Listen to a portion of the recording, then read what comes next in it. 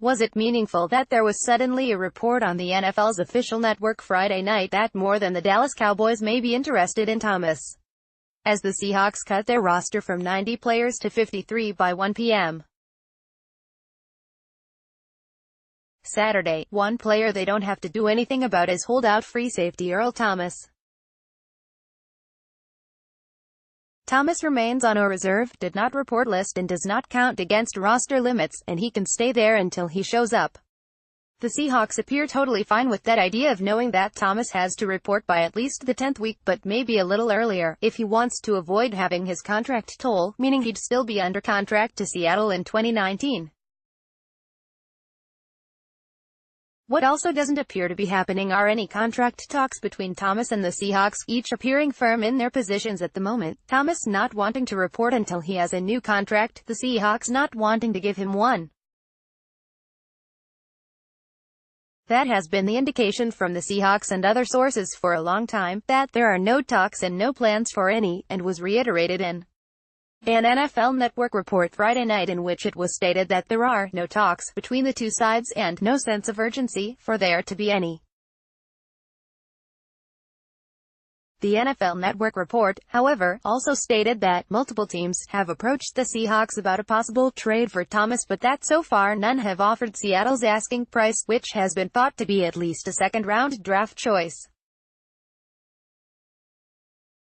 As the NFL Network stated, it's long been thought that Dallas is the most logical team to want to trade for Thomas because they have a need for him and now run a defense that is similar to that of Seattle's, especially in the back end, with former Seahawks defensive coordinator Chris Richard now overseeing their defensive passing game, and that Thomas has made it clear he'd love to play there near his home in Orange, Texas, which makes it more likely he'd sign an extension to stay.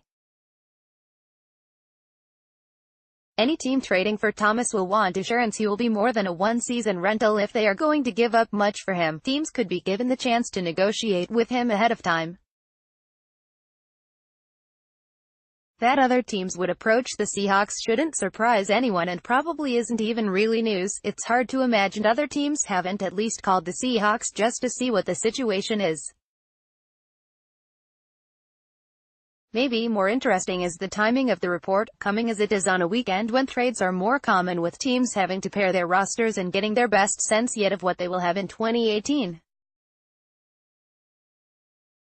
Was this a timed leak to make it clear once more the Seahawks don't intend to re-up Thomas and remain willing to trade him at the right price? One that maybe would also let Dallas know that if it really wants him, the time to come get him is now before someone else might. And even if the Seahawks are willing to wait things out, Thomas's side has some motivation to end this thing sooner rather than later.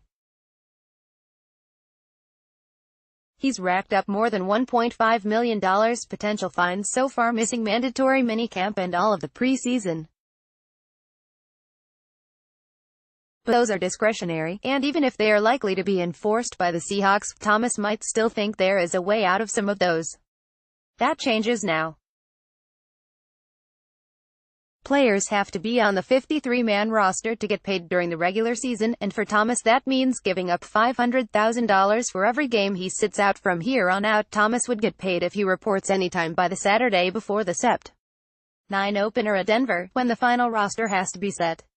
That's money there's no way to get back.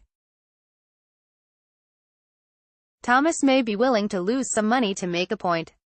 But just how much he's willing to lose becomes the question now. What the Seahawks have been banking on all along is that Thomas has to show up by week 10 or maybe a week or two earlier just to stay away from the tolling potential. That is not a hard and fast NFL rule, but is based on precedent. In fact, it's based on Joey Galloway's holdout with the Seahawks in 2000. But in general, it's thought that as long as Thomas plays 6 games for the Seahawks, then it will count as the final year of his contract. Waiting that long, though, would mean giving up $5 million and then having to play out the string for a team that appears not to consider him as part of its long-term future. Maybe Friday's report was nothing. Or, maybe, a saga that has dragged on for months is finally nearing an end.